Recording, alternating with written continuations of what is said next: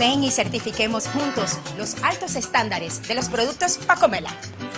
Como cuento que en Venezuela los productos Pacomela son lo mejor de este mundo. Son dos generales juntos que al universo destella. El palmita zuliano y el madurado 5 estrellas.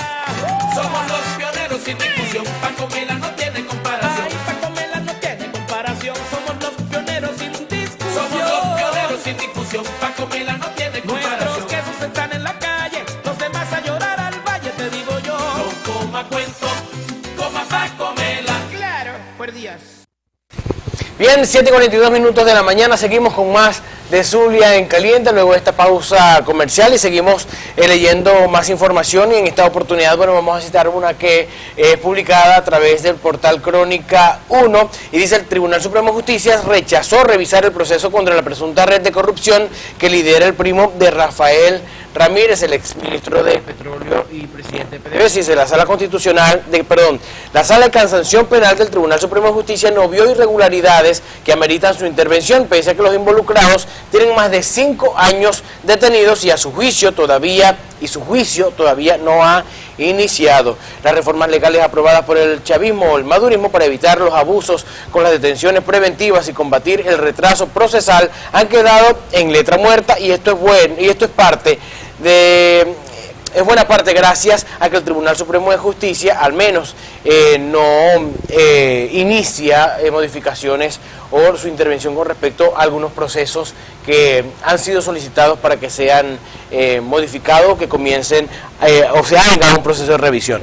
A ver, nosotros recibimos mensajes y nos dice un televidente: ¿qué pasa entonces en el caso de Enrique Capriles, que también está inhabilitado? ¿No es al mismo tiempo de María Corina? No. Enrique Capriles tiene una inhabilitación mucho más larga. La de él vence en el 2032. Ahorita mismo. Ahorita. En el 2032, y la de Guaidó vence en el 2034. La diferencia entre Capriles y Guaidó es que a Guaidó se le da pocos años porque básicamente él surge por el gobierno interino, es decir, en el 2017. No obstante, Enrique Capriles ya para el 2017 estaba inhabilitado y continúa su inhabilitación, y es hasta el 2032, a diferencia de María Corina, que la de ella cumplió sus años porque ella fue inhabilitada cuando era diputada de la Asamblea Nacional y ya su periodo venció en el 2016. Sí, importante. Creo que la gente está preguntando, bueno, porque quiere saber, pues, a la hora de ejercer su derecho al voto. Recordemos que en la Comisión Nacional de Primaria han dicho que van esos candidatos también para, de alguna manera, legitimar el proceso, porque dice, lo que decían sus voceros es que el hecho de que si se apegan a la inhabilitación, pues estarían justificando esas inhabilitaciones que, según esta plataforma unitaria democrática, son inhabilitaciones injustas, que no se corresponden sus causas para tal fin, sino que son pases de facturas básicamente, y por lo tanto las legitiman. Lo que pasa es que podemos llegar el 23 de octubre, que salga un candidato favorecido o candidata que esté inhabilitado, entonces ahí la pregunta va a ser: ¿y qué va a pasar? ¿Y qué va a pasar? Exactamente. Incluso el mismo chavismo ha dicho, Diosdado Cabello lo ha reiterado en distintas oportunidades, él dice: quieren estafar a la población con candidatos que están inhabilitados y que van a participar en elecciones primarias y que no tienen ninguna posibilidad de luego participar en el proceso presidencial. Pero él habla de estafa, pero al mismo tiempo también se contradice en su discurso de provocador, porque él es el provocador oficial del gobierno nacional, cuando dice que las candidaturas están entre Rosales y Enrique Capriles. Bueno, y eso es para crear más frisuras, claro, o más crear más divisiones dentro ya de la oposición, que existen. No nos caigamos a romanticismo, ellos tienen allí sus grietas políticas. Y tratan de garantizar a toda costa de que no haya una unidad, claro, como la que Cabello lo que es quisquilloso, lo que marca es el imaginario popular de que Capriles y Rosales han negociado con el gobierno, porque Manuel Rosales es gobernador del estado de Zulia, en la elección, y Capriles, todo el tema de la inhabilitación. Entonces, claro, él insiste en eso, bueno, para hacer su trabajo, entonces, para crear mella. Entonces, lo que pasa es que ellos utilizan su aparataje, su narrativa para distintas cosas y seguir creando las divisiones como los venimos comentando. Primero en el caso de las candidaturas, después en el caso de la inhabilitación y la presunta negociación entre Primero Justicia y la administración de Estado de Nicolás Maduro y el gobierno de Estados Unidos para entonces liberar Citgo a cambio de la habilitación de Enrique Capriles, y después comienza entonces por otro lado también a denunciar a Julio Borges, y entonces después denuncian a Tomás Guanipi. Sí, entonces así, ese o sea, es el artilugio que siempre han utilizado. Sin embargo, la decisión estará específicamente en el ciudadano.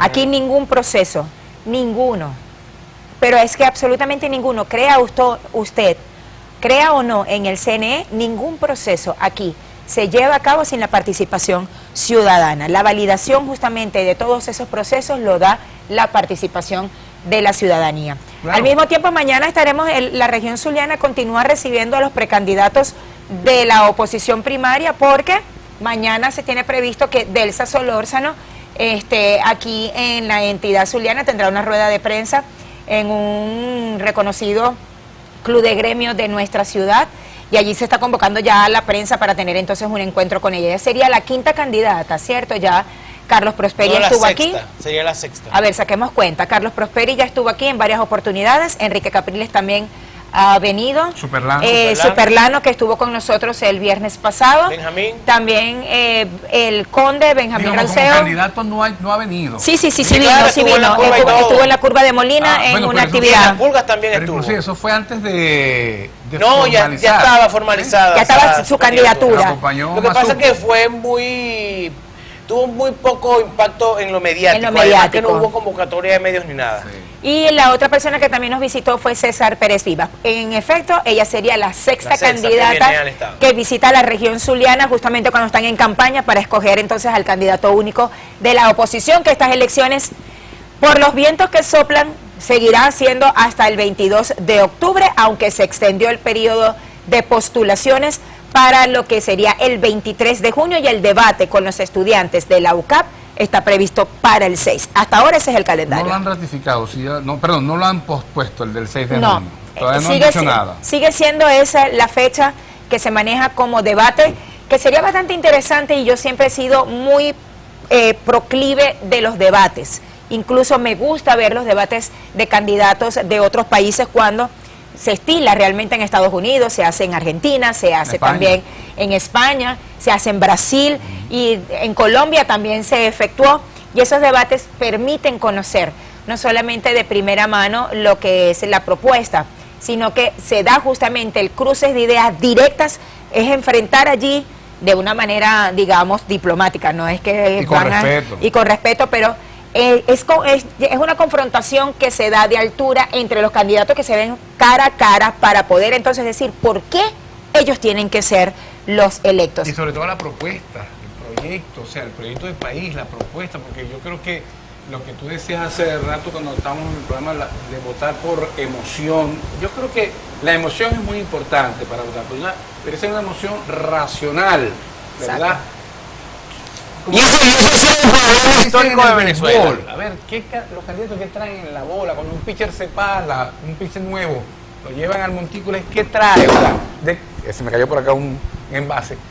¿Cuál es la propuesta concreta para, bueno, en este caso, un tema fundamental de este país es cuál es la propuesta económica? Creo que en todas las encuestas, temas como inseguridad, servicios públicos, sí, pero lo más importante en estos momentos tiene que ver con empleo, tiene que ver con economía, tiene que ver con la cotidianidad, porque estamos trabajando para, como dice la gente, medio comer. Y que ha sido uno de los problemas históricos de Venezuela, que la gente, en vez de votar por el más preparado, por el candidato más preparado, bueno, se dejan llevar por la emoción y por el partidismo. Eso no es solamente Venezuela, ese es el síndrome latinoamericano. Sí. Realmente es el síndrome que tienen grandes países de Latinoamérica, porque si no, no estuviera México un López Obrador, no hubiese llegado un Petro quizás a Colombia.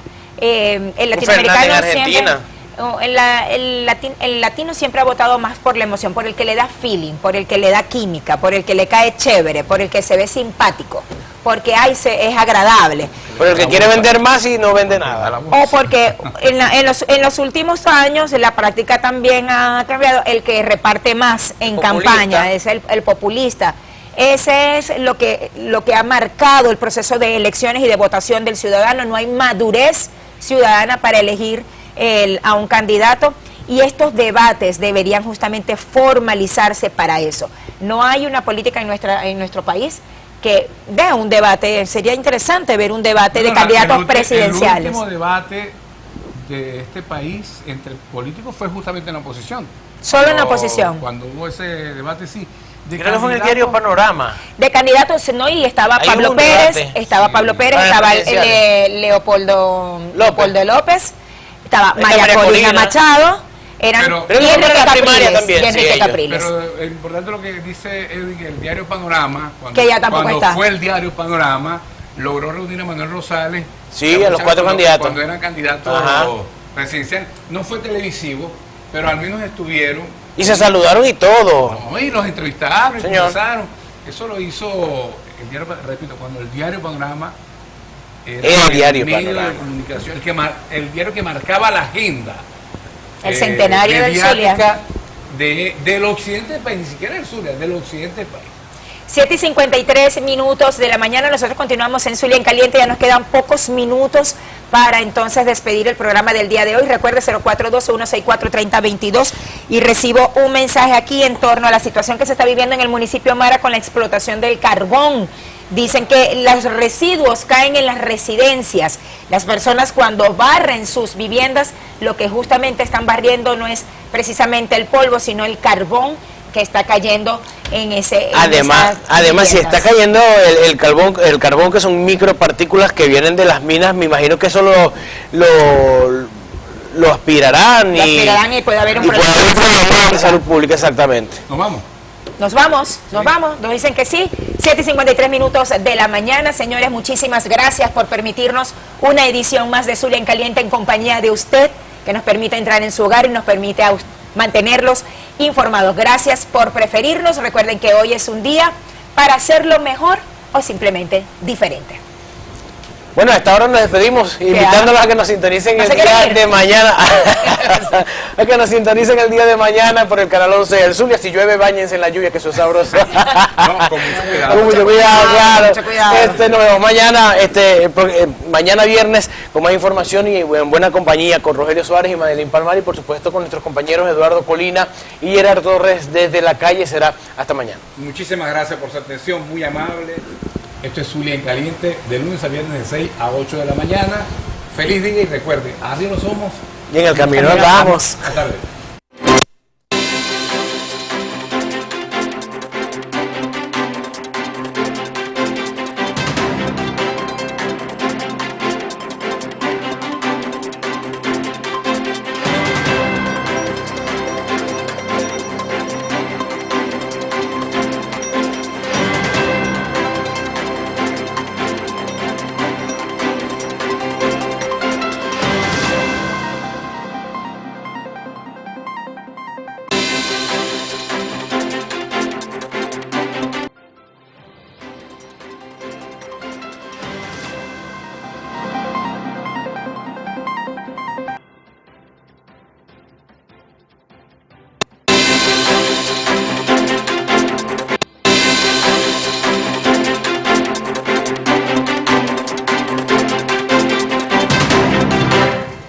Bueno, 7 de la mañana, 18 minutos, seguimos con más de este espacio Zulia en Caliente, hoy jueves 25 de mayo, con más noticias, más información, hay información de... Sí, exactamente, justamente María Corina Machado, con la duda que el señor Nelson nos decía. A ver, fíjense, ella está inhabilitada, pero ella ya cumplió su periodo. El detalle está en que para que se pueda levantar una inhabilitación, la Contraloría General de la República debe notificarle al CNE que ya ese periodo se cumplió y que esta persona puede optar a un cargo de elección popular.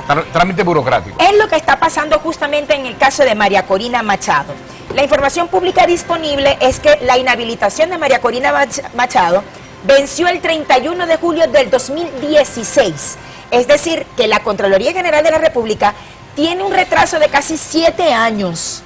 De casi 7 años para notificarle al CNE que ella puede evidentemente optar por un cargo de elección. Conociendo al personaje, ella dijo, bueno, ya yo cumplí con mi proceso, yo me lanzo a la calle y por eso ella está en campaña. Por eso digo que es un trámite Es burocrático. un trámite burocrático, pero ya ella cumplió su periodo de inhabilitación, al igual que César Pérez Vivas. Solo que la Contraloría General de la República desde 2018 no brinda ningún tipo de estatus de todas estas inhabilitaciones, solo se pronunció en el caso de Superlano, que fue elocuente en Barinas, y hasta los momentos lo que hay es eso, un trámite burocrático, pero ella cumplió su proceso de inhabilitación y ese periodo se venció O en sea, el Y 2016. conociendo la van a tener inhabilitada hasta antes de la primaria, hay que y las precisar primarias, incluso a después de la Elvis primaria. Amoroso, que es el Contralor General de la República, para que informe qué pasa, en este caso, con la candidata María Corina Machado.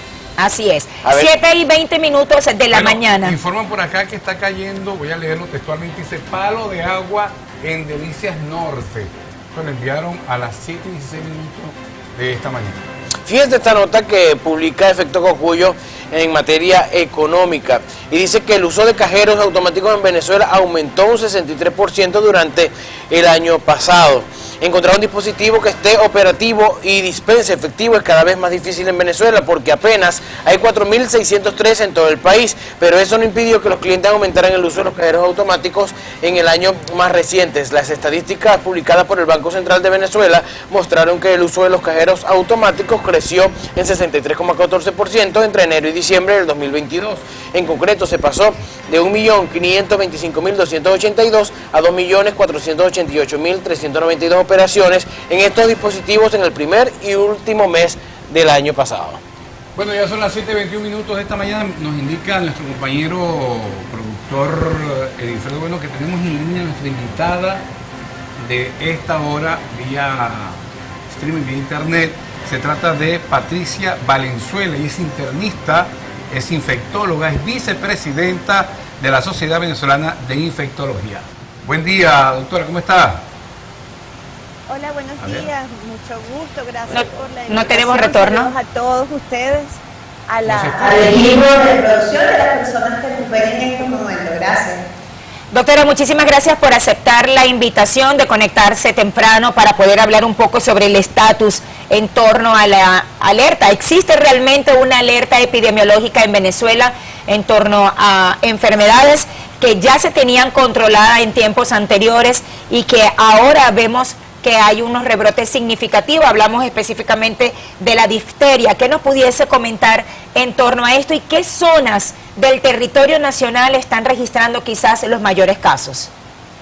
Bueno, sí, lamentándolo mucho, pues se han comenzado a diagnosticar casos de enfermedades infecciosas que son prevenibles por vacuna y que estaban controladas desde hacía bastante tiempo. En el caso de difteria, pues teníamos casi 25 años sin casos en el territorio nacional, y desde 2016-2017 se comenzó a diagnosticar casos, y a confirmar casos de difteria. No tenemos los reportes actuales emitidos desde las autoridades sanitarias, porque desde aproximadamente 2014-2015 el boletín epidemiológico que se publicaba semanalmente, es decir, cada semana epidemiológica, se dejó de publicar, y era donde se hacían los reportes de estos casos, no solamente de difteria, sino también de dengue y de todas aquellas enfermedades infecciosas agudas.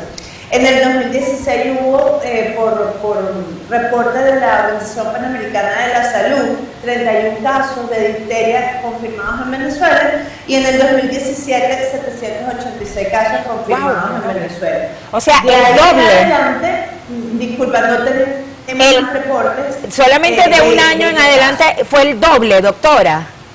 Perdón. De un año a otro fue prácticamente el doble el repunte. Bueno, sí, más del doble, sí, fue más del doble. En 2016 se comenzaron a diagnosticar casos de difteria al sur del país, y bueno, en el 2017 fueron más de 700 casos. Este es un reporte que de hecho lo publicó la Organización Panamericana de la Salud, De ahí en adelante no tenemos reportes porque, bueno, Venezuela no, esos datos de la Organización Panamericana de la Salud se los da o le llegan por informes desde las autoridades sanitarias del país. Todavía sabemos que hay casos de difteria y esto va relacionado directamente con las coberturas de vacunación contra difteria, así como contra otras enfermedades infecciosas que son prevenibles por vacuna, que su rango está por debajo del 85% de cobertura, que son las recomendaciones de la Organización Panamericana de la Salud. Ahora, doctora, ¿cuál es la causa de la difteria? Es decir, no hay prevención por parte del Estado, no hay jornada de vacunación. Cuéntenos, por favor. Bueno, como les comenté, las enfermedades infecciosas como difteria, como sarampión, como poliomielitis, son enfermedades infecciosas que se previenen por vacunación. En el momento que las coberturas de vacunación de las diferentes patologías que les he mencionado comienzan a disminuir, se hace posible la aparición de casos. Y en el momento que esto sucede, bueno, ya se genera una alerta epidemiológica en el país y en la región, es decir, en Sudamérica. En Sudamérica. Las coberturas de vacunación disminuyeron muchísimo como efecto o consecuencia de la pandemia, porque las consultas, de atención de niños sanos, los controles pediátricos, los centros, las consultas y los centros de vacunación, bueno, estuvieron cerrados por las medidas de confinamiento que se mantuvieron un tiempo, y a posteriori, pues esto generó que la cobertura bajara, no solo en Venezuela, sino en el mundo también. Pero ya Venezuela, previo o antes de la pandemia, venía con vacunación, con cobertura en vacunación más bajas con respecto a la recomendación de la Organización Panamericana de la Salud. Ahora, doctora, no solamente la difteria, usted está hablando de otras enfermedades, por lo menos aquí en el Zulia nos preocupa un rebrote significativo de tuberculosis, que también era otra de las enfermedades que está, digamos, controlada. La malaria, tenemos casos de malaria. El dengue quizás hay ese repunte debido a las lluvias que se están generando, pero ustedes como especialistas en el área, ¿cuál es esa enfermedad que ustedes consideran que ya estaba completamente controlada y que a ustedes le preocupan porque evidentemente no se está haciendo el control epidemiológico que se debería de estar, o ese cerco epidemiológico que se debería generar? Bueno, definitivamente la enfermedad que más nos preocupa y que cumple con todas las características que has mencionado es malaria.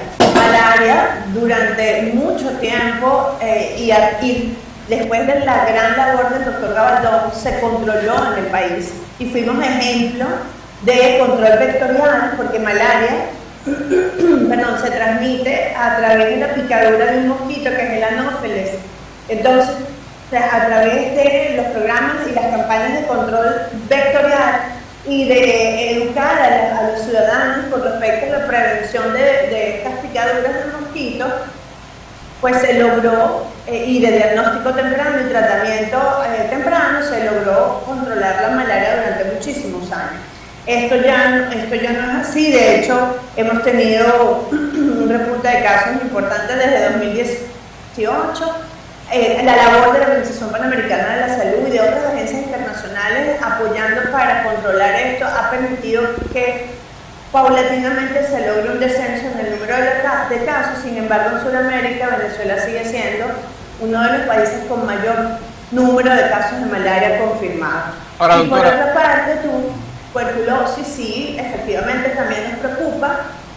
Tuberculosis también es una enfermedad infecciosa contagiosa por vía respiratoria, por vía de gotitas, que a nivel mundial ha presentado también un aumento como consecuencia de la pandemia. En Venezuela pues hubo también un buen control de tuberculosis en cuanto a diagnóstico y distribución, acceso y distribución del tratamiento de la tuberculosis, que así como el de malaria es gratuito para las personas y llega a Venezuela a través de la Organización Panamericana de la Salud. Y bueno, ustedes comentan el aumento de casos en el Zulia y es de tuberculosis, pero es que a nivel nacional hay un incremento del número de casos. Por supuesto, hay, como el Zulia, hay casos, hay zonas más emblemáticas como el Zulia, Miranda, el centro del país. Y con respecto a malaria, para terminar la idea, es que, bueno, malaria solamente se diagnosticaba, era más característico al sur del país, es decir, Estado Bolívar, Amazonas. En Sucre había también un foco, pero ahora, bueno, hasta ustedes hacen diagnóstico en el Zulia de malaria y eso antes no sucedía. El retardo o el retraso en la entrega de medicamentos, porque estos tratamientos los entrega la administración de Nicolás Maduro. Los pacientes, en el caso de la tuberculosis, generalmente, por lo menos en el Zulia, se entregan en el edificio de sanidad, y los pacientes, así como también los pacientes oncológicos, ellos han asegurado que se tarda mucho la entrega del tratamiento. Esto puede influir en el incremento de casos de tuberculosis, no solo en el Zulia, sino también en otros estados del país. Sí, definitivamente sí, porque el tratamiento de la tuberculosis es un tratamiento que es largo, es decir, es de 6 meses, tiene 2 fases, una primera fase de 2 meses y una segunda fase de 4 meses. El tratamiento debe ser continuo, son 4 medicamentos, 4 antibióticos en la primera fase y luego son 2 antibióticos en la segunda fase. Si no hay continuidad en el tratamiento, se puede generar resistencia, es decir, Mycobacterium tuberculosis, que es la micobacteria que produce la enfermedad, se puede volver resistente a los antibióticos, y esto genera lo que se llama tuberculosis multidrogo resistente o fármaco resistente. Esto es un problema también de salud pública, y por otra parte, la no continuidad hace que la persona siga transmitiendo la micobacteria y, por supuesto, pueda otra persona infectarse dadas las circunstancias. Entonces, realmente el diagnóstico temprano, el inicio del tratamiento temprano y la continuidad del tratamiento es importante en tuberculosis, como en todas las enfermedades infecciosas en líneas generales, pero si no lo logramos, pues sigue aumentando el número de casos, pero además la micobacteria se puede hacer resistente al tratamiento, y esto también es un problema de salud pública, porque, como les comenté, el tratamiento antituberculosis llega a Venezuela a través de la Organización Panamericana de la Salud. Ahora, doctora, sobre la tuberculosis, he leído de algunas organizaciones no gubernamentales que se dedican a trabajar con internos, reclusos, presos. ¿Es ahí o está expandida por todos los sectores del país? ¿O básicamente se ha concentrado más en centros carcelarios? Qué buena pregunta. Lo que sucede es que hay grupos que son más vulnerables a la infección por tuberculosis. En líneas generales, son personas que tienen un sistema inmunológico que está debilitado. Las personas, lamentándolo mucho, que ingresan al sistema carcelario por diferentes razones, no están las condiciones sanitarias dadas para que esto no suceda. Y el grupo en el que se ha concentrado en esta población de privados de libertad es en aquellos que están en esas cárceles, no son cárceles, son como zonas de transición, mientras están esperando sentencia. Entonces el proceso es lento, el proceso judicial se retrasa, y eso hace que la estadía en estos centros de transición, estos centros penitenciarios de transición, sea más prolongada, más larga, y se va acumulando mayor número de personas, el hacinamiento, la desnutrición, la mala ventilación de las áreas en donde están el grupo de personas, favorece la transmisión de tuberculosis.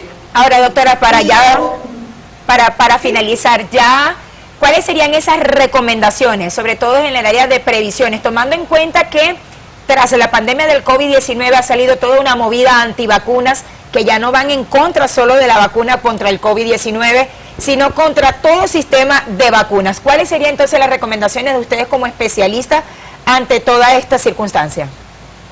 Las vacunas a lo largo de la historia del mundo han salvado millones de vidas, pero además las vacunas cambiaron el rumbo, la historia de la medicina. Y esto es importante, esto se recalca en los anales de la historia mundial.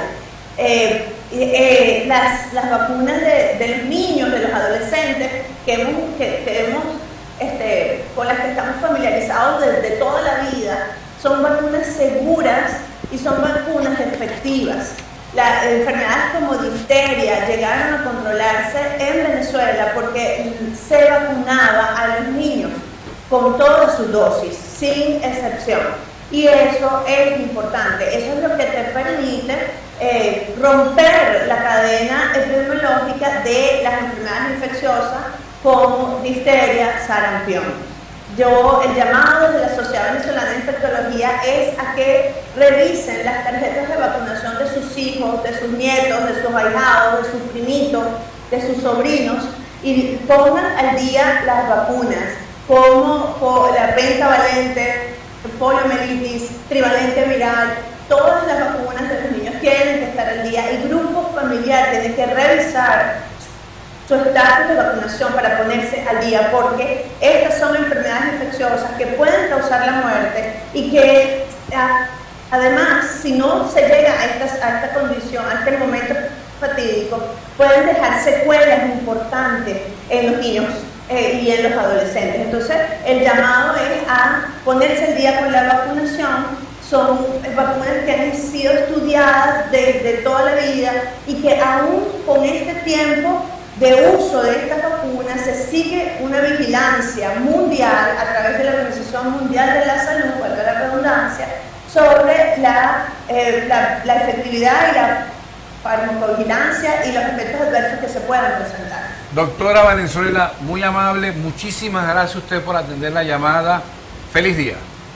Gracias a ustedes, feliz día, cuídense. Bueno, ya escuchamos a la doctora Patricia Valenzuela, intendente infectóloga, vicepresidenta de la Sociedad Venezolana de Infectología. Vamos a una pausa comercial y al regreso venimos con más de Zulia en Caliente.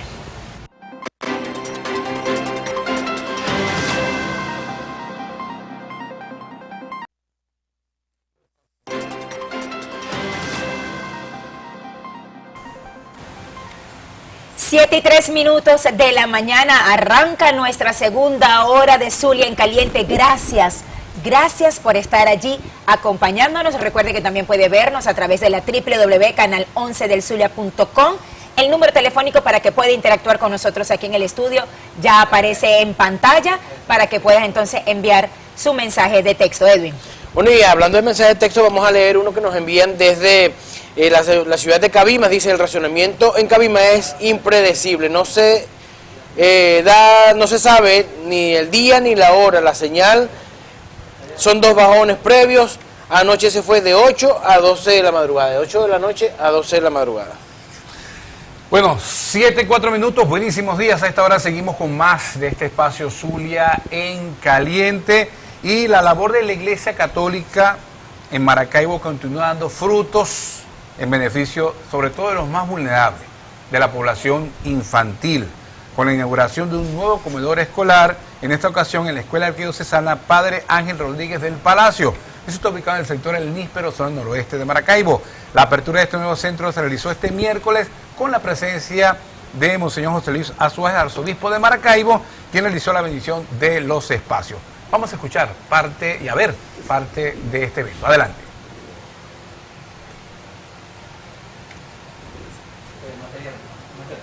A ver, estamos a la espera del material que nos van a ofrecer nuestro equipo de producción sobre esta importantísima actividad que se realizó en la zona noroeste de Maracaibo. Bueno, 0421643022, allá está nuestro número telefónico en pantalla para que puedan entonces interactuar con nosotros. Recuerden que estamos en vivo, algunos detalles técnicos que tenemos en estos momentos están siendo solventados para poder entonces presentarles lo anunciado por Rogelio, así como bueno, ahora sí lo tenemos listo. Me informa aquí mi querido Luis Alfredo que ya lo tenemos listo. Adelante. Bueno, primero bendecir al Señor por permitirnos colaborar entre todos por esta hermosa obra. Ha sido la Fundación Populorum Progressio, que ahora se llama el Fondo Populorum Progressio, con una institución española, Manos Unidas, quienes han querido contribuir para este logro de la construcción de este comedor escolar para nuestros niños de la Escuela Arquidiocesana. Y esto nos alegra muchísimo porque, bueno, la educación es integral, también tiene que ver con la nutrición, tiene que ver con los valores, tiene que ver también con los aspectos espirituales y no solamente con el aspecto intelectual, que es fundamental, pero tiene que ser de una manera integral. Y por eso nos alegra mucho el día de hoy, sobre todo este día dedicado a María Auxiliadora, que es auxilio de los cristianos, el poder bendecir, inaugurar y compartir pues esta alegría, esta inmensa alegría con tantos niños, con sus padres, con los docentes, con la directiva y también con todos los encargados de la Escuela Arquidiocesana.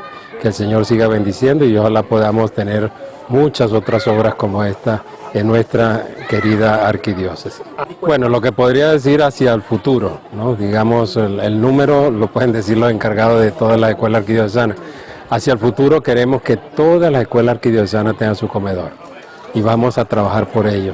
Vamos a ir a instituciones nacionales como también internacionales para que todos los niños puedan tener acceso a una sana alimentación, una alimentación realmente que les permita, digamos, poder nutrirse y poder también dar lo mejor de sí en una educación integral. Es que es básico, la nutrición es básica y sobre todo en los años de crecimiento que están nuestros niños, porque si no vamos a tener personas desnutridas, personas que no van a, no digamos a rendir, sino sencillamente su vida no va a tener un sentido profundo, porque tiene relación con su familia, tiene relación con la comunidad, tiene relación con el futuro que va a emprender hacia adelante.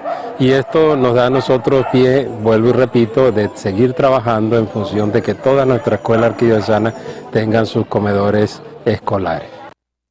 Así es, donde no llega el asfalto, ahí está la iglesia.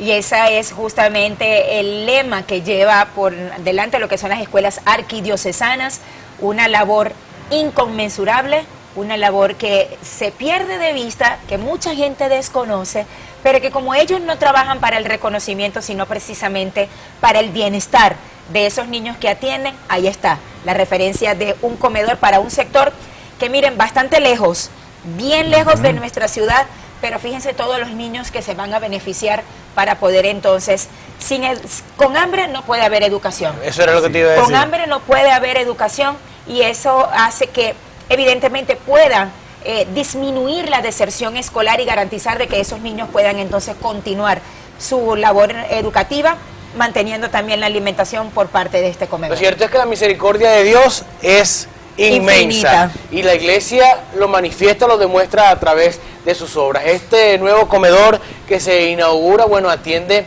como lo dice Monseñor y los representantes de las escuelas arquidiocesanas, atiende a más de 1.500 personas, pero hay un profesor de esta institución que se llama William Rojas. Él nos estaba comentando el día de ayer que más de la mitad de la población estudiantil de este colegio se encuentra en estado de desnutrición y por eso se inaugura este comedor en esta área. Asegura que además muchos niños bueno, tendrán este beneficio que los ayudará a ellos entonces a tener una mejor calidad, sobre todo tanto de educación como de vida, porque bueno, estarán un poco mejor alimentados con las obras de las escuelas arquidiocesanas. Y justamente, Monseñor Azuaje, ayer estuve chequeando, ayer 24 de mayo, Monseñor Azuaje cumple 5 años como arzobispo de Maracaibo, luego de haber sido designado por el Papa Francisco como al frente pues de el arzobispado de Maracaibo. 24 de mayo de 2018 fue designado Monseñor Azuaje, que por cierto va llegando de Bogotá,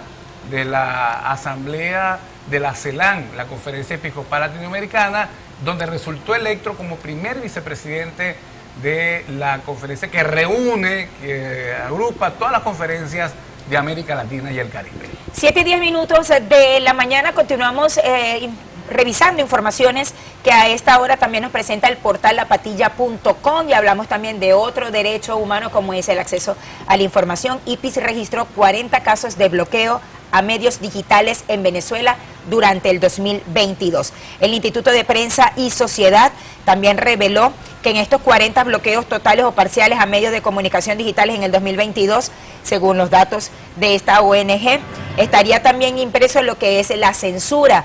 Al mismo tiempo registró que 40 casos de bloqueo a sitios web de noticias a través de su sistema de monitoreo y mediante mediciones colaborativas realizadas a lo largo del año. Estas medidas demuestran la persistencia de la política oficial de controlar el flujo de información, aseveró la ONG en su información. Ampliamos un poco más. Estas medidas obstaculizan el acceso a sitios de web de comunicación.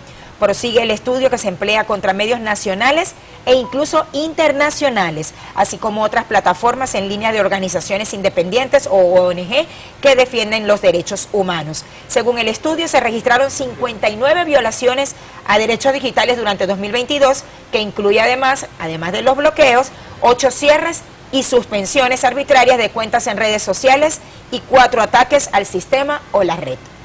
Bueno, y hay una noticia que llega a través del portal web El Pitazo. Policía Nacional clausuró una toma ilegal de combustible al sur de Anzoátegui, es decir, una estación de servicio clandestina. Voy a permitirme leer la nota. Dice, funcionarios de la Unidad Especial de Contraterrorismo y Subversión de la Policía Nacional Bolivariana clausuraron una toma ilegal de combustible.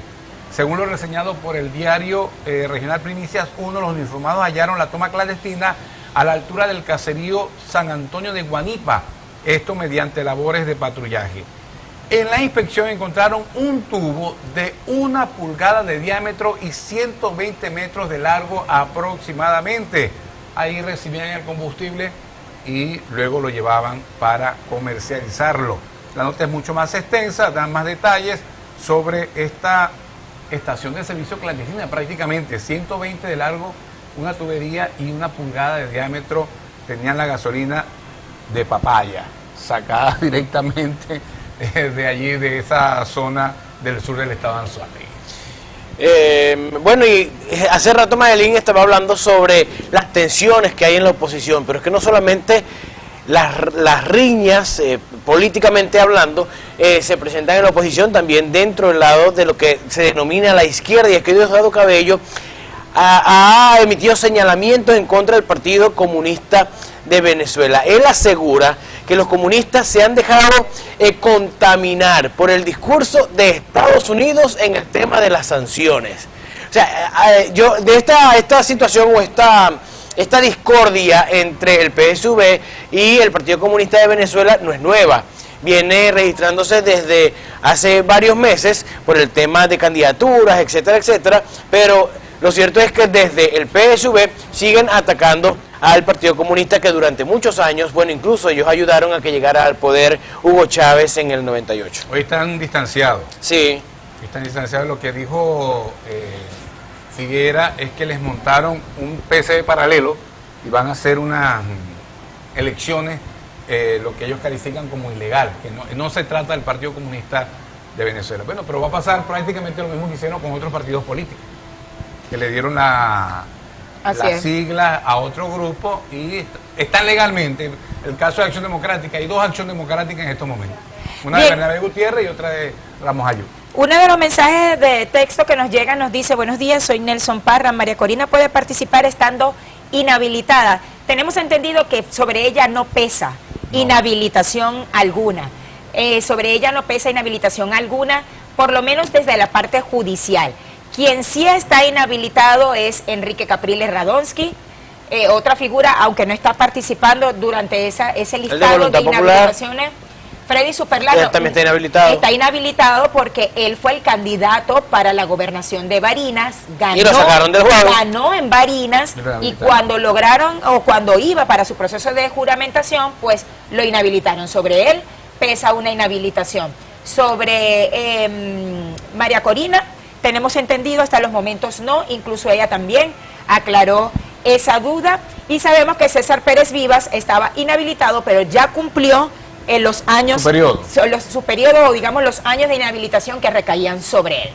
Bien, 7 y 15 minutos de la mañana, vamos a hacer una nueva pausa comercial ya en esta segunda hora de Zulia en Caliente. No se aparten, amigos, de las pantallas del canal 11 del Zulia y tampoco de nuestra señal vía streaming. Ya venimos con mucho más de nuestro programa Zulia en Caliente.